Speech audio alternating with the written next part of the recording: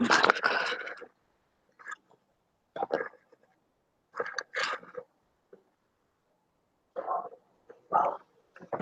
I need your phone.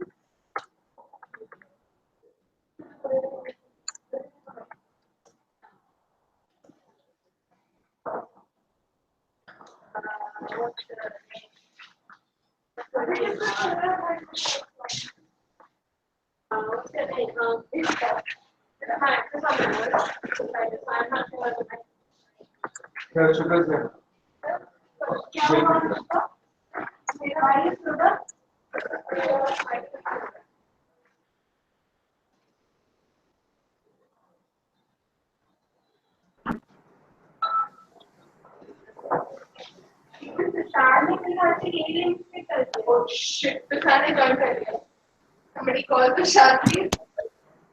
I have more. You join the web. Yeah.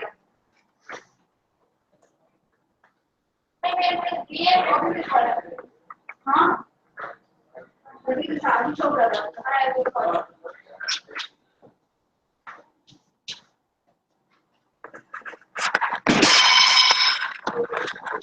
Thank you. Don't use the other one. Use one I sent. When I reply. No, why? The issue is also maybe saying that this is the issue. YouTube वाला पूरा sign out for everyone.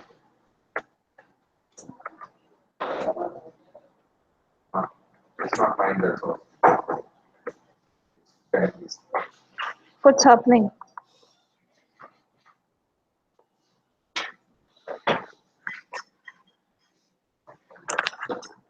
Oh.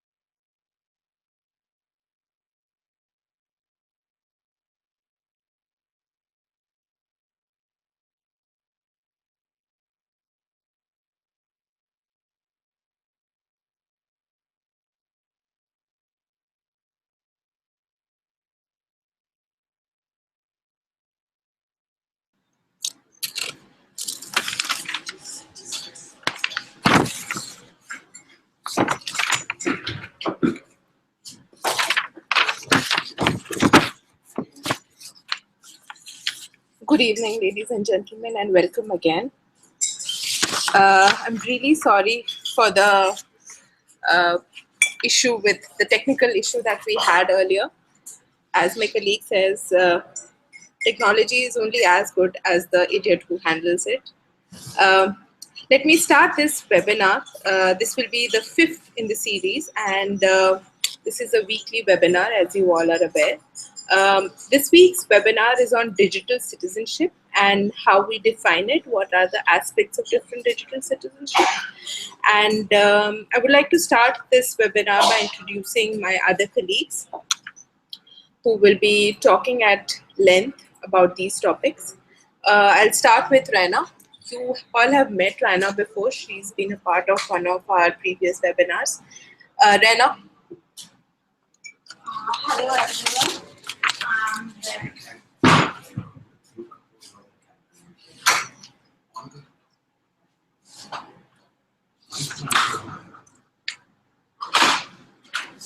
Hello, I'm Rena Dalal and I'm working with DAF as a senior research associate.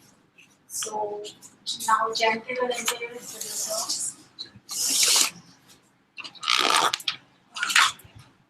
Hi everyone. Very warm welcome to today's webinar, and I'm sure that today is going to be a greatly learning experience for you all. And so yeah, I will just give it to my colleague Udita. Hello everyone, I'm Udita Chaturvedi. I'm working with the Media and Comm department as a senior officer. Over to Rajat.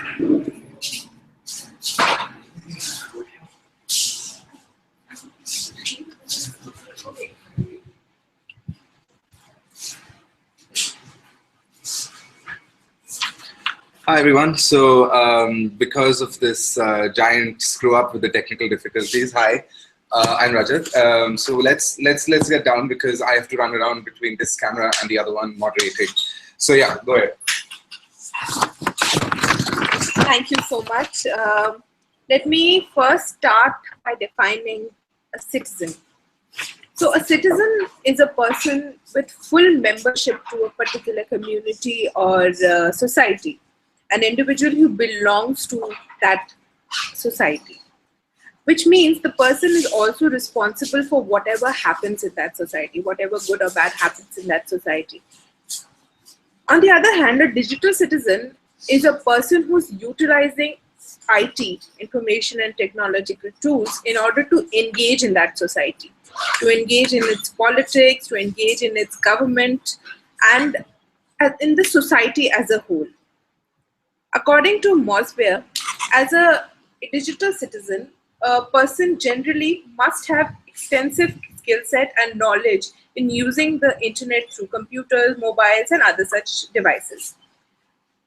Interact with private and public organizations throughout and wholly. He should be actively creating blogs, using social media, participating in online journalism, etc.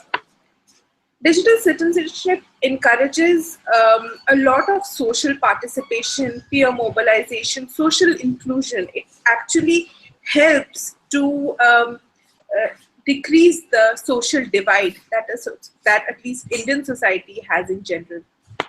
It also gives a sense of ownership and responsibility towards my own society, so on and so forth. So today, all my colleagues who you just met, will be stressing upon these aspects of being a digital citizen, and basically what actually means to be a digital citizen per se.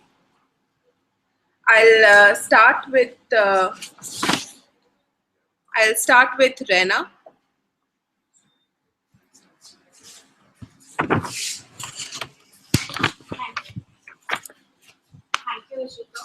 So, as Ishita has already explained that what the digital citizen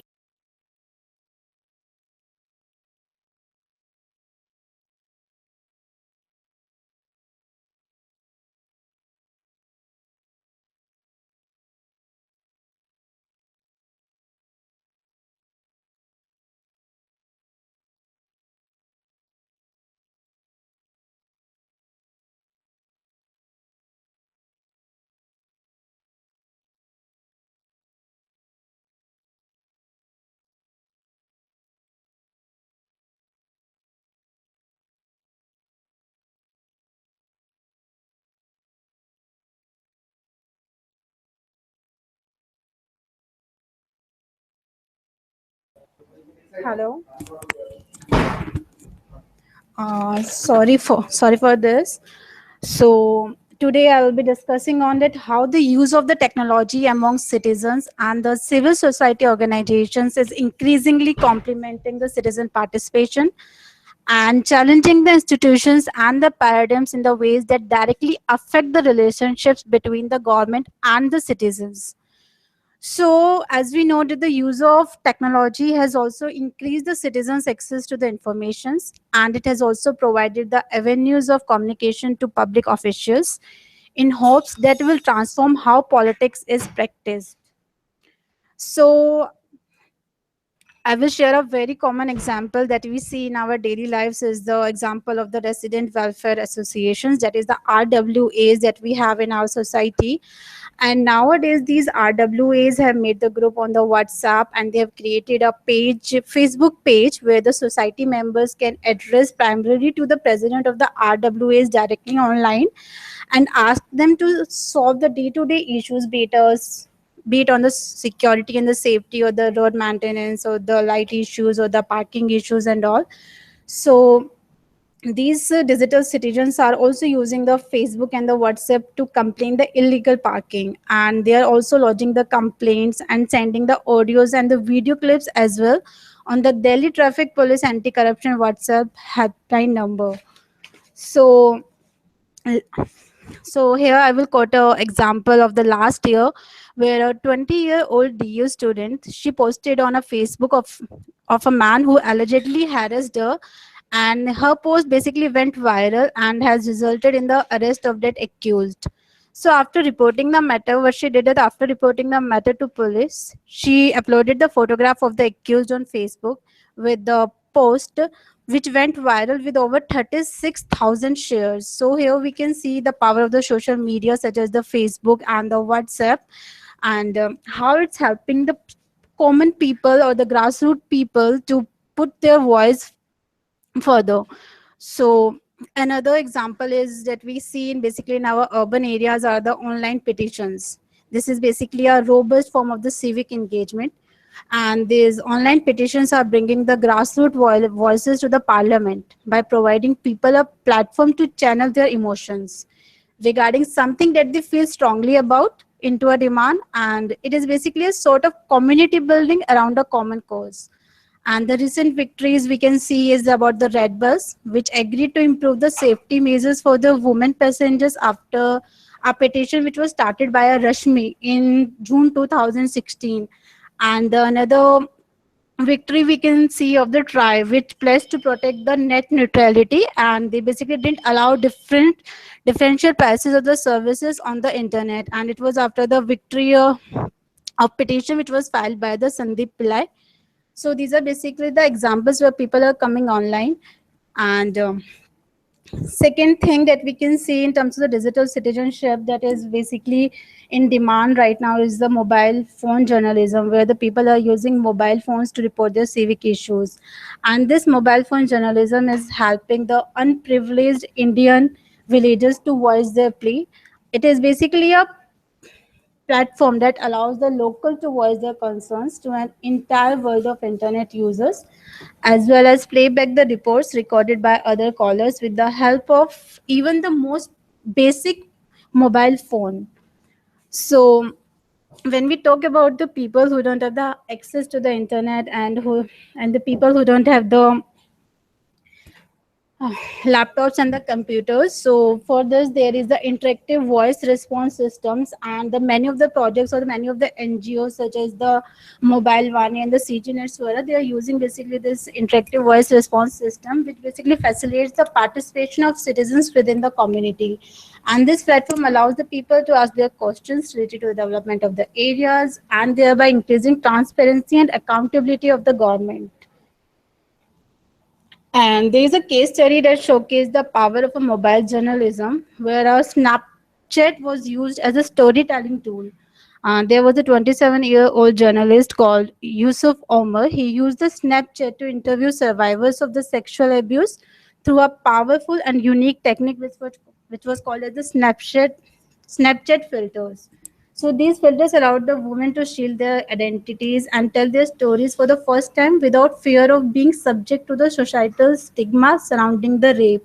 So this is the how the mobile journalism is coming into the picture. So there are also the many online campaigns that are that showcased how the citizens' participation within the community has been improving the conditions of individuals within the community. So one of the campaign is the Swachh Bharat campaign that was initiated by our Honorable Prime Minister Narendra Modi, and that used the technology and the social media to bring about a change in the society and encourage the people to accept the challenge and the join hands in the campaign towards cleanliness of the community. Basically, it used the Facebook and other social media, which enable the people to share before and after the pictures and videos of their contribution to the Swachh Bharat Abhiyan. So this campaign also resulted in the pure mobilization towards cleanliness, where the Prabhu Ghat campaign was started in Feb 2016 by the two girls which are running an NGO called as the Sakar Seva Samiti in Varanasi, and they took the responsibility to clean the holy ghat of Varanasi, that is Prabhu Ghat, and after basically first they did it firstly they went to the civic authorities and tried to solve their problems, but when they didn't get any response from the civic authorities, these two girls took the responsibility and managed to collect the amount of rupees 2000 by using hashtag mission prabhu ghat on social media and crowdsourcing. So the mission prabhu ghat tag reached more than 29 lakh unique accounts on social media.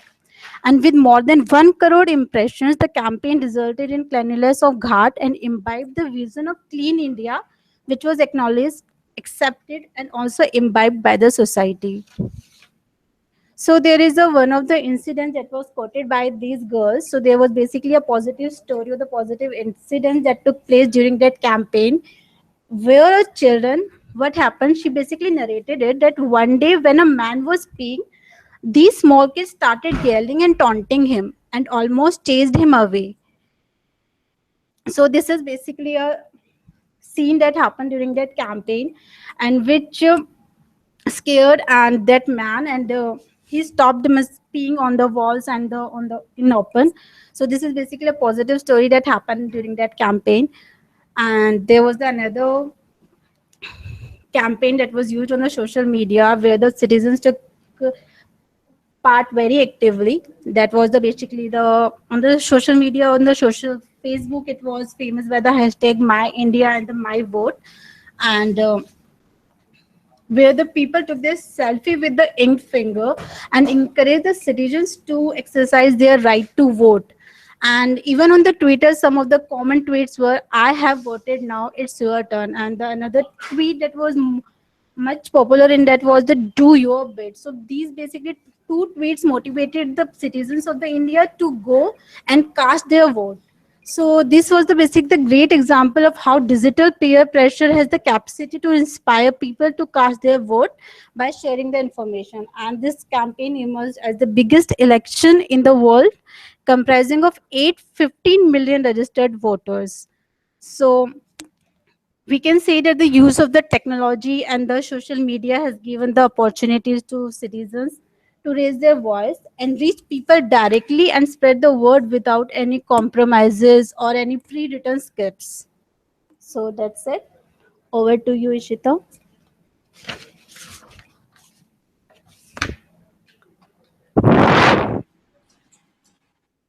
So much, Raina.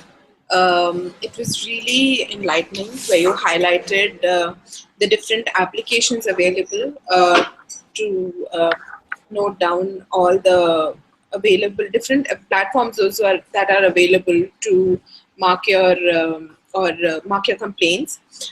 Those platforms not only are efficient and they are participatory in nature, but I believe that they also give us the option of being anonymous. Anonymity is a very important tool, especially for some sections of the society, and I think it gives us anonymity, efficiency, and participatory behavior that we can see and use these tools without being afraid or being scared of anything.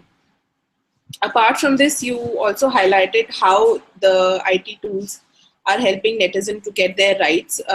Not only are the government sections held accountable, but also the private bodies can also be held accountable for the deeds that they do, positive or negative. With this, I would like to now ask Jayanti how she feels about the topic. Jayanti, if you can give us a few points. I hope you all can hear me. Absolutely right, Ishita, that because of the certain level of anonymity that people get through these digital, platforms, people are more open to voice their opinions now, and they also feel more free to complain, take their voice to the government. So, of course, it is absolutely true. And Rena, I would like to congratulate you because the examples that you quoted, what you did was you took issues from every aspect of development and almost every aspect of development, and you quoted with really good examples that how digital platforms are helping citizens to get involved in resolving issues that are going around those aspects that you quoted. So I would just continuing to your part of the word. I will also like to speak more on it. Like, it is incredible how, despite of their caste, creed, gender, age, economic condition, how digital inclusion has given citizens a common platform to interact with the government. So this has enhanced accountability of the government functioning.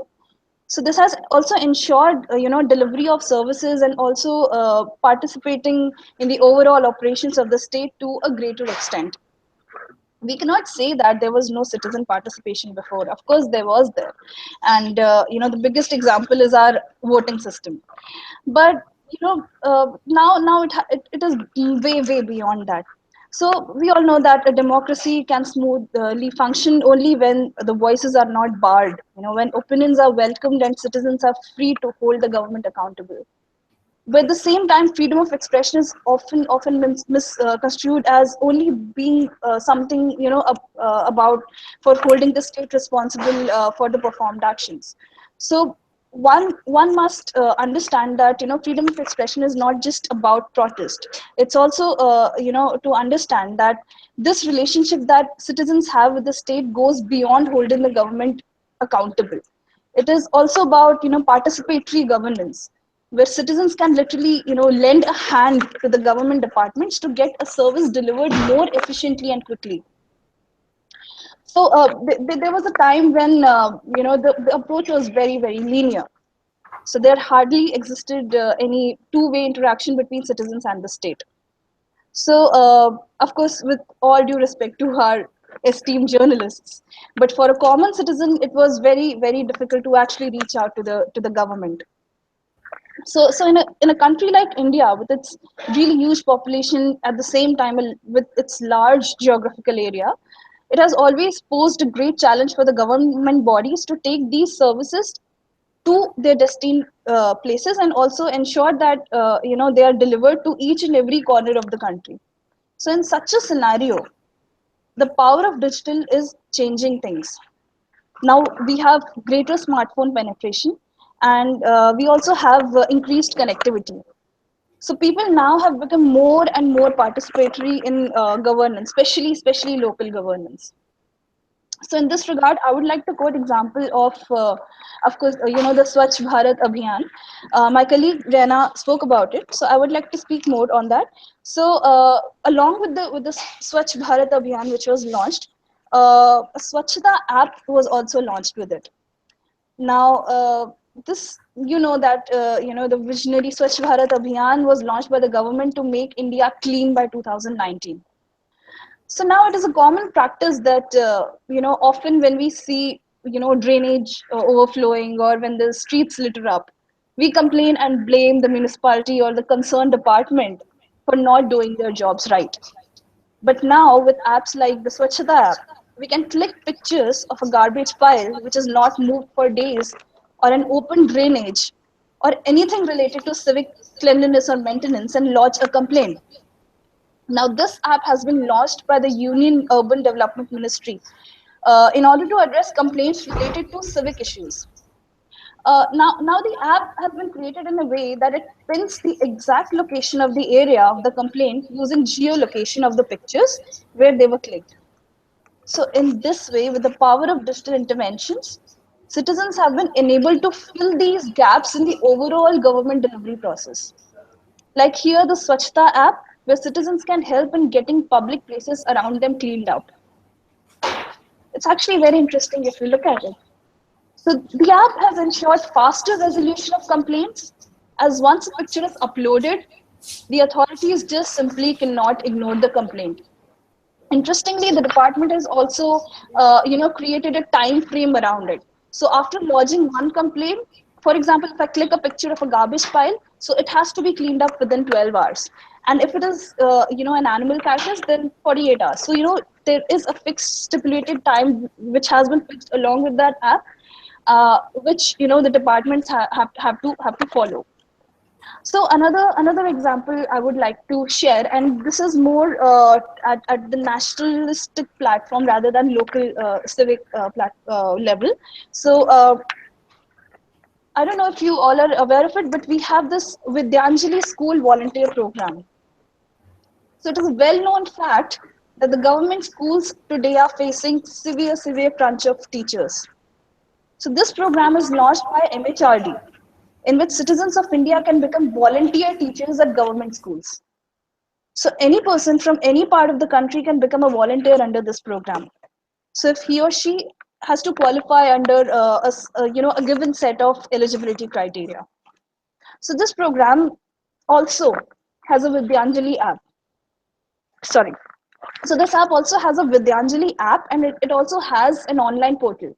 So a person who is interested to apply and volunteer as a teacher can directly apply through this app, or can also go on the online portal to apply under this, and enroll themselves as a school teacher volunteer.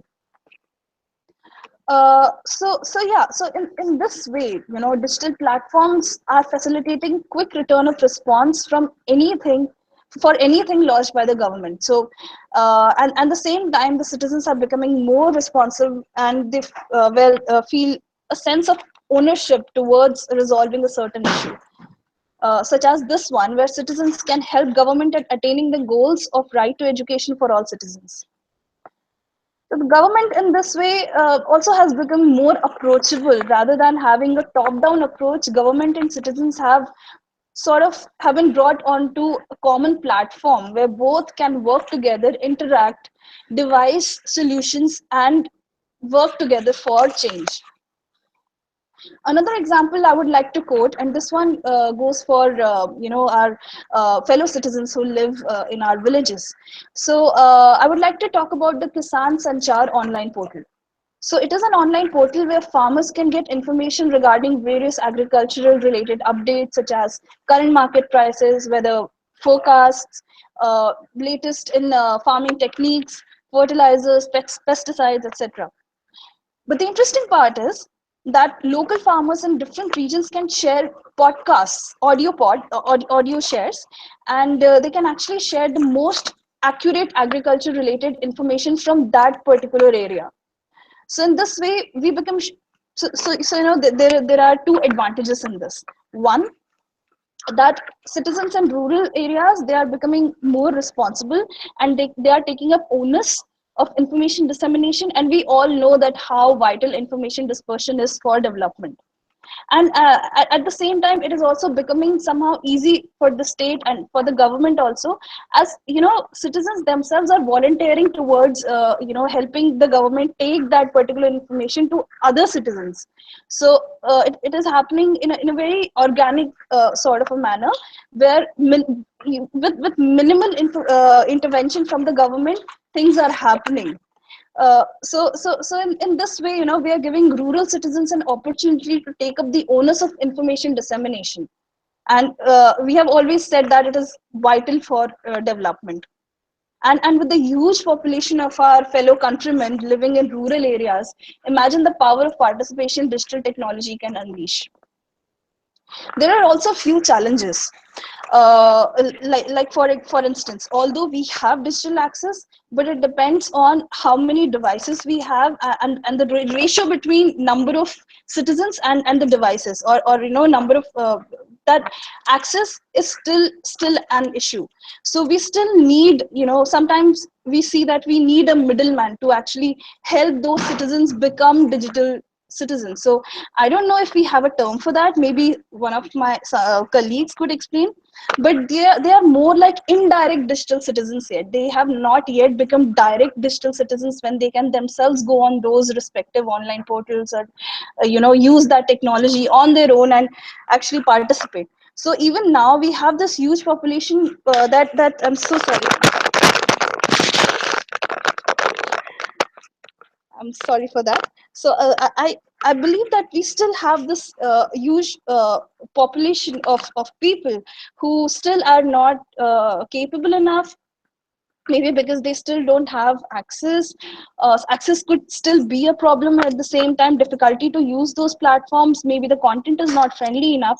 We still need middlemen in between to take those people to those platforms and make them digital citizens. So this is a challenge which the government is working on. Of course, we have the Digital India program, and governance being one of the 9 pillars within the Digital India program. But yes, we still have a long way, and in the past few years we have seen tremendous change in terms of digital governance and digital citizenship, and how people are voicing their opinions, not just against the government or asking government to change something or holding government accountable, but also holding hands with the government and trying to bring about that change. So even government is slowly acknowledging that fact, and that gap, that difference uh, that difference that has existed between the state and the citizens is slowly diminishing. And I think government and citizens are coming more on friendlier terms, and even government is acknowledging that fact, that as many citizens we can involve in service delivery, the better it is. And digital tools in that manner could be a very very very important medium in that way. So thank you so much for bearing with me, and I would give this to Ishita, who would take this forward. Thank you so much, Jayanti. And thanks for highlighting the fact that today the digital citizen concept is not just about accountability, or it's not just about blaming the government or blaming the second party or how things are not done.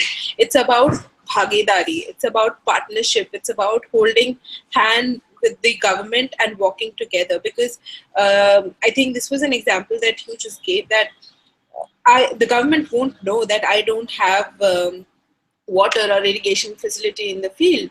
With this sort of a population, it's very difficult for a particular government to, emphasize on a particular small village and say that, okay, you don't have water or you don't have irrigation facility. But if these apps are available today, where I can tell the government that, look, this is the problem that I am facing, why don't you come and help me?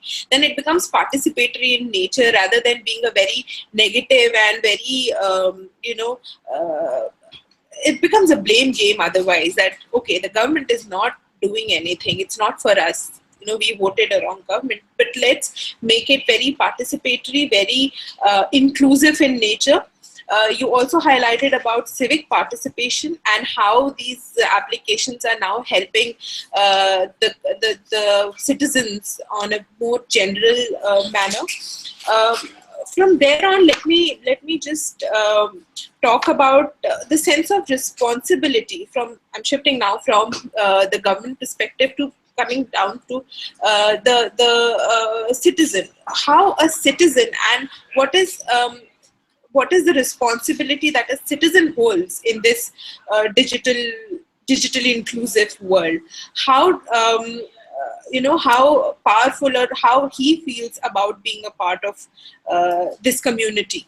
I would ask rather you, Udita, to highlight on this aspect, on a sense of responsibility and ownership that a citizen feels in today's world.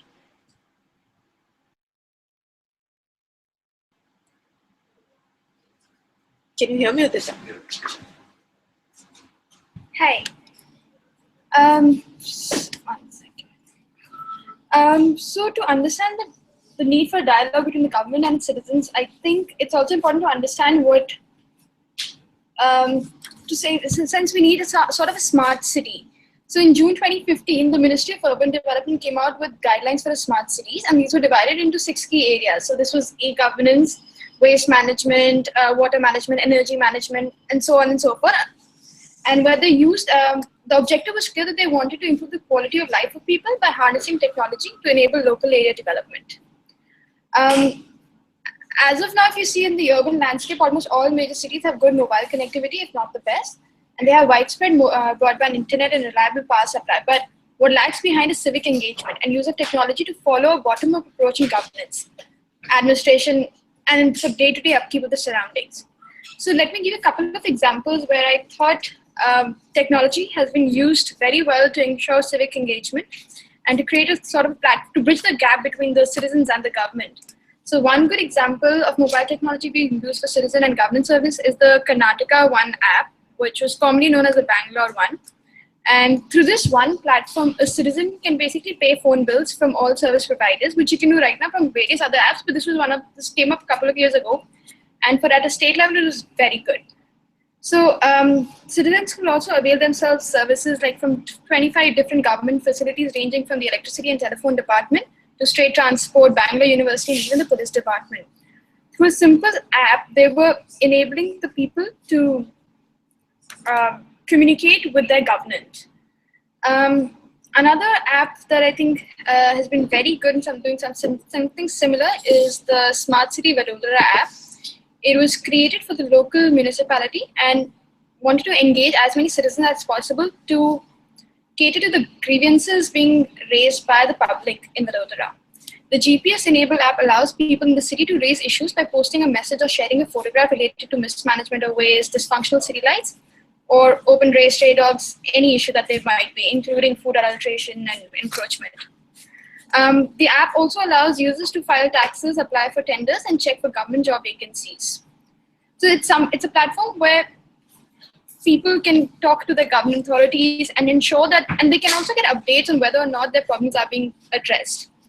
At the educational level, GIS at School is an initiative of the Madhya Pradesh government, which is a portal for school education through which students and teachers can update the status of their schools and facilities provided in the school. Information related to the availability of drinking water, to whether or not there are separate toilets for boys and girls, whether or not their teachers are coming to the class and taking classes are all updated through this one platform. Access to this is given to students, teachers, and they constantly update photos of infrastructure. They actually physically take pictures of a washroom and send it on the GIS school portal so that they know whether or not it's functional or not.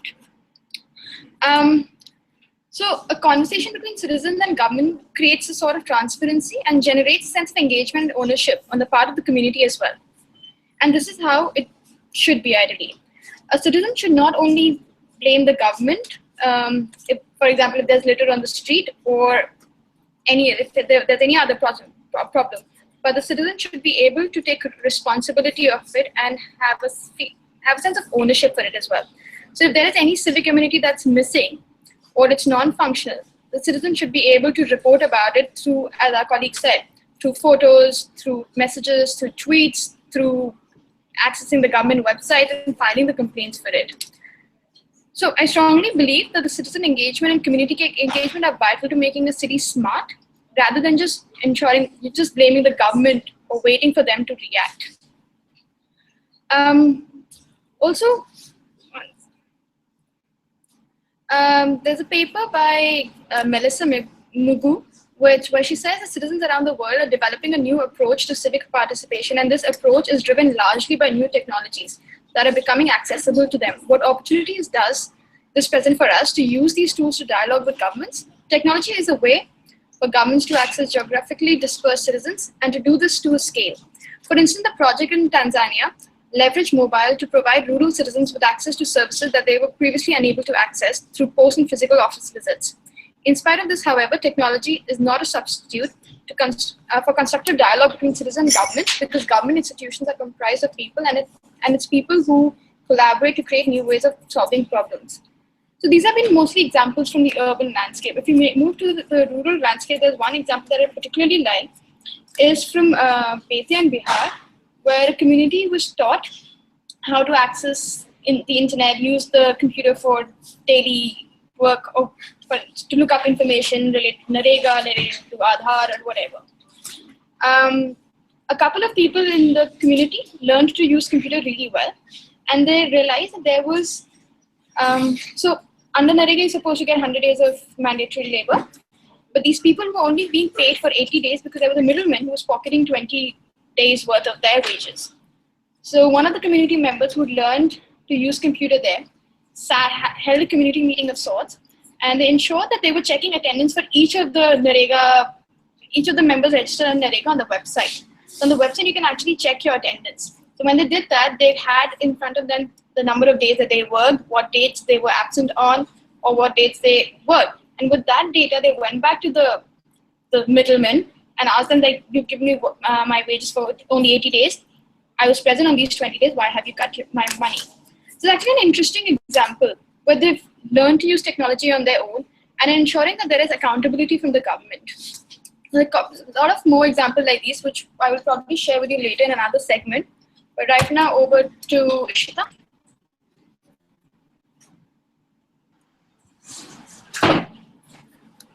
Thanks a lot, Tudita, for sharing so many instances and examples with us. We have agreed on a point that technology does bridge the gap between a citizen and the government, which is really, really well established by now. So what are the problems, or what are the challenges that we have of being online, of being a digital citizen? So we just spoke about what are the facilities, what is the connection, what are the positives that we have when we become a digital citizen. But there might be many cons as well. So can I ask you, Rajat, to highlight the security and the privacy issues that the digital citizen might face, and how to overcome those challenges? Thank you.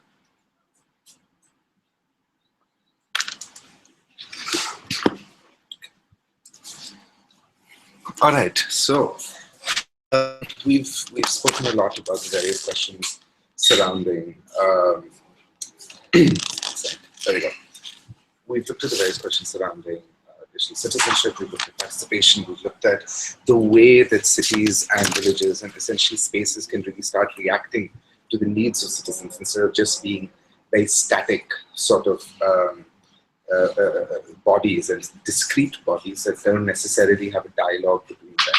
And I think that's a very important thing that was highlighted earlier, the dialogue between the citizen and the state, and the sort of the paradigm shift that can occur in the relationship between the state and the citizen is also a key element to digital citizenship in itself. Now, what it does, and this is really where it gets really interesting in my opinion, is that it changes the definition of a citizen itself, which arguably has some really lovely benefits and some very, very dark sides, which I'll sort of cover in brief over the next 95 minutes. But let's explore the positives for now. Right. So when you reimagine the relationship and the definition that a citizen has to the state, and when you account and sort of incorporate ICTs and digital technologies within this this definition, this reimagined definition, it creates an empowered citizen, number one.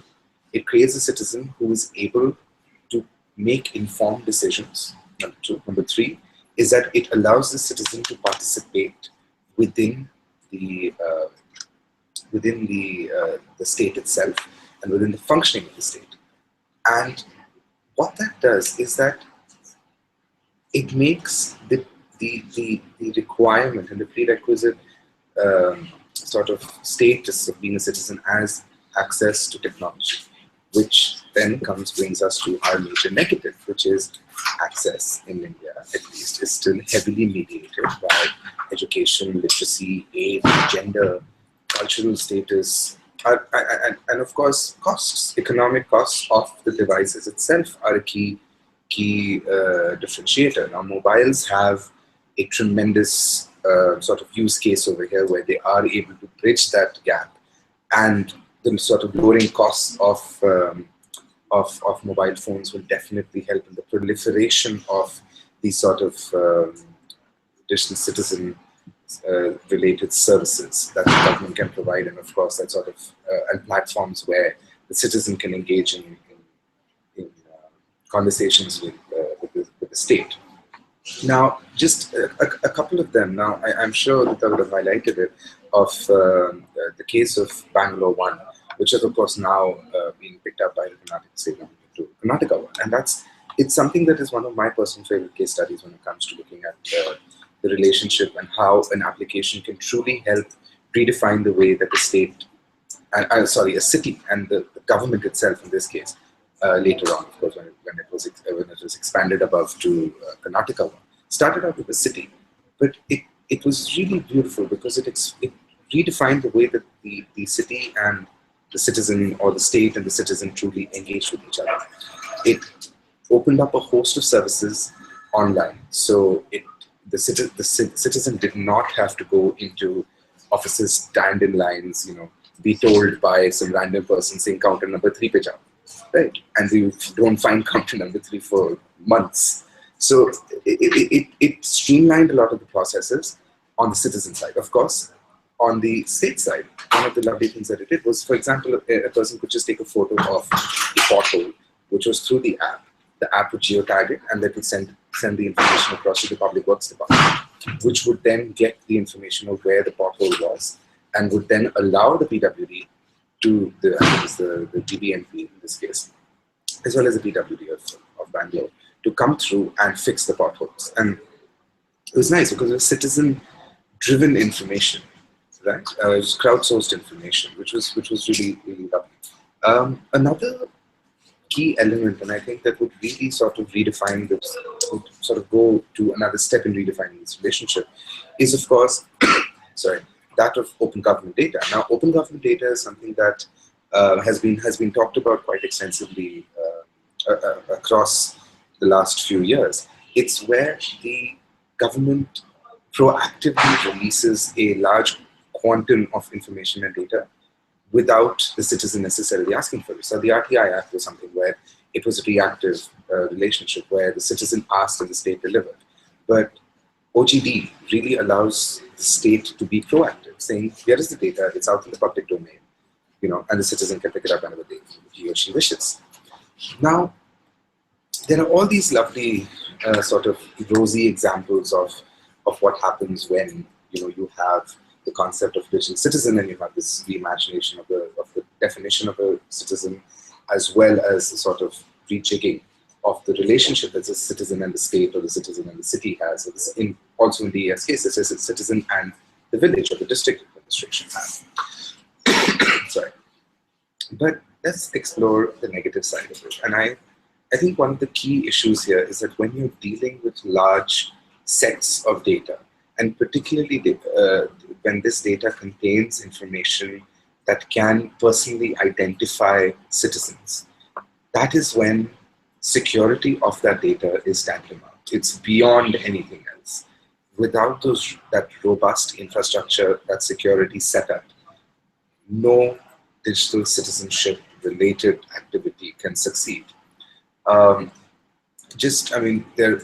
are not many examples from India where personally identifiable information has been leaked, but there are lots of cases from other countries. Now, of course, one of the most famous is, of course, the United States OPM, which was the Office for Personnel Management, which is a body of the government of the US, which is sort of like the Department of Personnel and Training in India, which is DOPT, which looks at all government employees and the data of all these government employees across the US and abroad, wherever they're stationed. So if you have a massive database that affects tens of millions of people and their personally identifiable information, so in the US's case, it was a social security number, it can be very easily replaced with the UID or the Aadhaar number in India, the UID number in India. or else their telephone number, their full name, their address, their bits of their date of birth, and just with these three small tidbits, their name, their date of birth, and maybe their phone number, an individual can actually gain access to their bank accounts, can gain access to their private accounts. And that's something that is remarkably, it has the potential for wide-scale damage at all levels. Of course, within the individuals whose data is breached, so it can be citizens, it can be employees of the government, and of course for the government itself, where the trust in the government is then reduced, is then breached. So, I mean, and this is one issue that's been coming up with the Aadhaar, where the issue of privacy, the issue of who has access to the data, what can that data be used for, is really coming into play, where you have a country which has developed these massive systems to track the telephone calls, SMSs, as well as internet usage of every citizen, every single person in the country. And when you have that information combined with this treasure trove of data, which is personally identifiable, which can break a person down into a set of indicators, it creates a huge risk and a huge the potential for wide-scale impact again, as I said, at all levels. So really, one of the key things is the sense of who controls the data. I think this is some questions that the government also has to keep in mind, and something that we as citizens and we as NGOs, as activists, as human rights advocates should all raise. And even, I mean, it doesn't have to be limited to human rights activists. It can be anyone should raise this question, that who has access to our data? Number one. Number two, what are you doing with our data? Number three, why do you need so much data? Number four, why are you trying to link everything? Now, they have a beautiful plan. The UID is supposed to link through payments, through subsidies. So it's supposed to be this all-encompassing number, very similar to the social security system of the US. But the social security system of the US has evolved. It has come to a point, and they have redundancies built across the board. Now, the Aadhaar system is still a little translucent. We don't know much about it. A lot of it has been done by private organizations. So that again comes back to the thing, do these private organizations have access to our data? Is there a breach in our privacy? Because the state has so much of our personally identifiable information, our biometric data, our fingerprints, our iris scans. So data security, privacy, and the link between identification is something that definitely needs to be explored. I think we have some work done on it in one of our projects, so I would highly recommend that anyone watching here could probably have a look at internetrights.in. And we've done a bit of work looking at the relationship of state and citizen, particularly with regards to human rights and their online data and usage and so on and so forth. But I'm mostly done. So Ishita, do you wanna hop back? So I'm gonna hop back there. Yeah.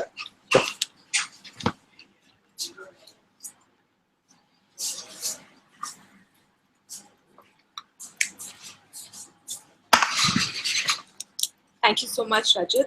Thanks for highlighting the evils of being a digital citizen and how we can actually take care and be very, very cautious when we are online and giving out our data. So I remember when I go on eBay or Amazon or Flipkart and I look for a few products, those products automatically appear on my Facebook page, on my Twitter page, on my other such portals where I'm working. They just automatically, appear. So it's very, very evident that our data is being saved and our data is being, sold out as well. So we've established through this webinar today that data, being a digital citizen, is both an evil and it's both a boon and a bane.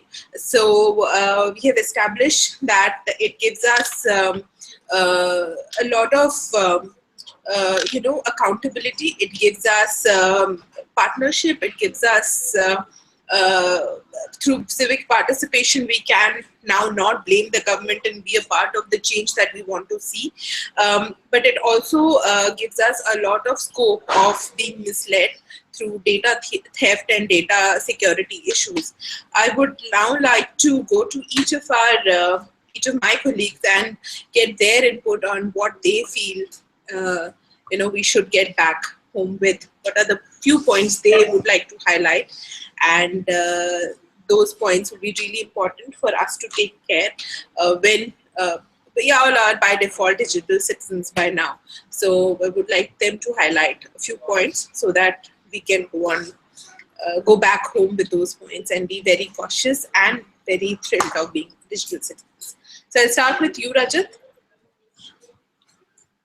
No, it's fine. Sit. I'm good.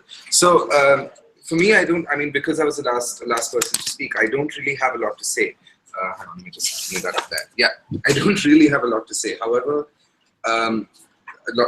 anything more to say, really. But one of the things that again sort of was highlighted was looking just sort of the key takeaways of what makes a digital citizen, what is sort of effective e-governance. Is about participation, the participation of the citizen. Of course, encouraging a dialogue between citizen and the state. So not just having it as a one-way flow of information where the state says, okay, here is our information, take it. But really saying, come, let's sit down and have a chat. Here is an application, here is a portal where you can get in touch with us. The third, of course, is looking at open government data, looking at the transparency within the government. So you have this sort of continuum between opaqueness, translucency, and then transparency. The idea is that we sort of move from opaqueness to translucency and then eventually to transparency, which will be really beautiful. Like a couple of years ago, Kenya was made sort of international headlines where they said that all information of our government will be posted online for the world to see. It's public data. So that was really something which took sort of OGD and the concept of open government data to a completely new level. So, I think those are the sort of key takeaways from my side and sort of what I would encourage anyone watching this webinar to sort of think about when it comes to what makes a digital citizen and particularly a digital citizen in India. Yeah, so thanks. Thank you so much, Rajat. I'll now go on to, so I'm going backwards, so I'll go to Udita, and then Jayanti, and finally to Rena. So the last thing that I would want to probably say is, or make you think about, is we probably cannot have all 1 billion digitally literate instantly. It's a slow process. But we can think about how there are 2.5 lakh panchayats, about 1.4 million government schools, and public health centers, teachers, and all of the other people that we can connect, self-help groups that we can connect, which will have like a sort of a cascading effect.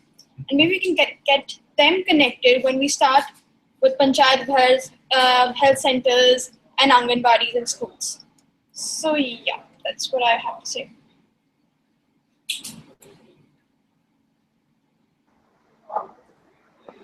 Okay, so I would like to reiterate again that citizen has always been portrayed as Jayanti, I don't think you're audible. So just check your mic once. Okay, I'm so sorry.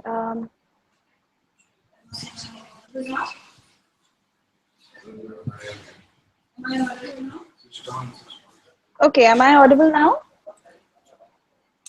Okay, I will just. Yeah, you are. Okay.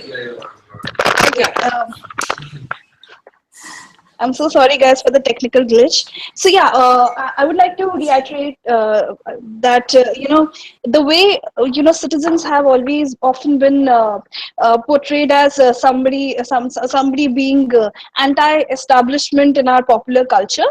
We see that this concept of digital citizenship is actually diminishing this fact and actually bringing citizens at the same platform with the government, and this anti-establishment notion is slowly and eventually changing because of the digital digital interventions that we have. the power of technology that people have in their hands, and at the same time the way the government has started to acknowledge how to use it to reach out to the citizens and establish a sort of a two-way interaction between both parties. At the same time, talking about digital security, so we know that a lot of different government schemes and services now can only be accessed through your Aadhaar number. So slowly and eventually Aadhaar is becoming sort of obligatory for different government services. But we also have this large population of people who are against UID, and majorly the reason behind it is people doubt whether the data that government has stored with them is secure or not. So as digital citizens, probably we can start by actually asking the government to disclose the ways by which they are keeping this data secure. That I really feel. So it is, in actually digital citizenship, and keeping your data, whether your data is being kept secure or not, it is in perfect alignment. And maybe we can practice the kind of facilities that we have being digital citizens, asking how the government is actually keeping our data safe. Thank you. Over to Rena. Yeah.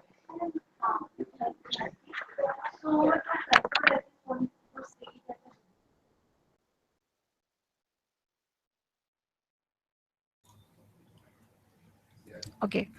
So thank you, Jayanti. So to conclude, I just want to say that the digital platforms provide voice to people, and even it provides the voice to the most prudent people of the society.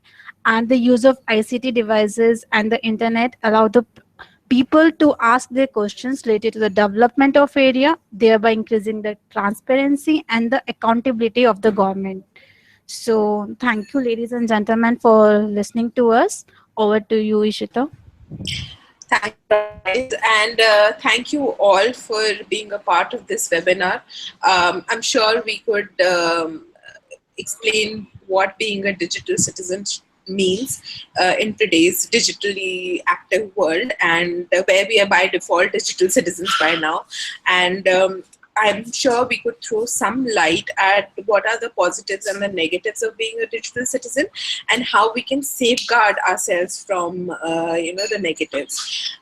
Thank you so much again for being so supportive, and we'll see you again in the next webinar on next Wednesday. Thank you, guys.